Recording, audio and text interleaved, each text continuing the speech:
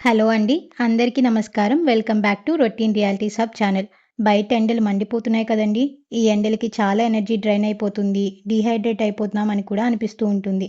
అలాగే చల్లగా ఏమన్నా తాగితే బాగున్ను అన్న ఫీలింగ్‌లో ఉంటాం. అందుకే ఈ వీడియోలో సమ్మర్ స్పెషల్‌లో భాగంగా 4 డిఫరెంట్ టైప్స్ ఆఫ్ లస్సీస్ అయితే చూపించబోతున్నానండి.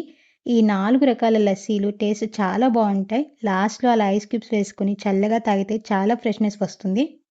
నేను చూపించే క్వాంటిటీ అయితే ఒక్క మనిషికి సరిపోతుందండి. ఒకవేళ మీకు లస్సీ ఎక్కువ చిక్కగా, ఎక్కువ క్రీమీగా కావాలి అంటే నేను వేసే పెరుగు క్వాంటిటీని డబుల్ చేసుకోండి.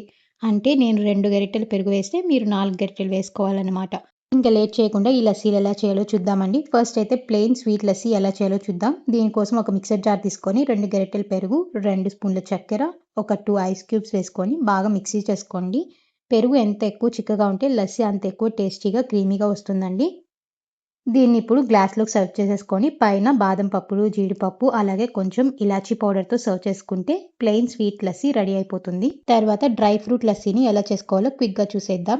ఈ డ్రై ఫ్రూట్స్ లస్సీ కోసం ఒక బౌల్ తీసుకొని దాంట్లో కొన్ని ఎండు ద్రాక్ష, కొన్ని బాదం పప్పులు, ఒక ఖర్జూరం గింజ తీసి వేసుకోండి. అలాగే కొన్ని జీడిపప్పులు వేసి వాటర్ పోసి నానబెట్టుకోవాలి. వీటన్నిటిని కనీసం ఒక గంట సేపు నానబెట్టుకోవాలండి. ఒక గంట సేపు నానిన తర్వాత బాదం పప్పుల్ని ఇలాగా పీల్ తీసి పెట్టుకోవాలి. ఇప్పుడు లస్సీ కోసం మిక్సర్ జార్ తీసుకొని ఇందాక చెప్పినట్లు 2 గరిటెల పెరుగు, నానబెట్టుకున్న డ్రై ఫ్రూట్స్ నేను వాటర్‌తో పాటు వేశానండి. తర్వాత 2 స్పూన్స్ షుగర్, 1 స్పూన్ బాదం పౌడర్ వేసుకోండి. బాదం పౌడర్ అనేది పూర్తిగా ఆప్షనల్ అండి. మీ దగ్గర లేకుంటే స్కిప్ చేయొచ్చు.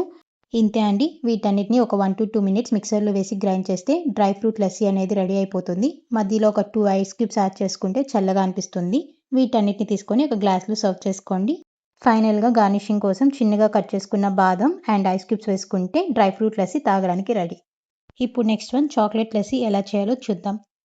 ఈ లస్సీ కోసం ఒక మిక్సర్ జార్ తీసుకొని 2 గరిటెల పెరుగు, 1 spoon cocoa powder, 1 spoon sugar, ఒక ఐస్ క్యూబ్ వేసుకొని మంచిగా బ్లెండ్ చేసుకొని సర్వింగ్ గ్లాస్‌లోకి సర్వ్ చేసుకుంటే టేస్టీగా ఉండే చాక్లెట్ లస్సీ రెడీ అయిపోతుంది. ఈ చాకో లస్సీ మిగతా లస్సీస్ తోటి కంప్లీట్ డిఫరెంట్ టేస్ట్ ఉంటుందండి. ఒకవేళ మీకు చాక్లెట్ గానీ, కాఫీ గానీ ఎక్కువ ఇష్టం ఉంటే ఈ లస్సీ ట్రై చేయండి. చాలా బాగా నచ్చుతుంది. ఫైనల్‌గా ఫ్రూట్ లస్సీ ఎలా చేయాలో చూద్దాం. ఈ ఫ్రూట్ లస్సీ కోసం 2 గరిటెల పెరుగు, గింజలు అలాగే పీల్ తీసిన నల్ల ద్రాక్షని యాడ్ చేసుకుంటున్నానండి. అలాగే కొన్ని యాపిల్ ముక్కలు, 1 స్పూన్ షుగర్ వేస్తున్నాను.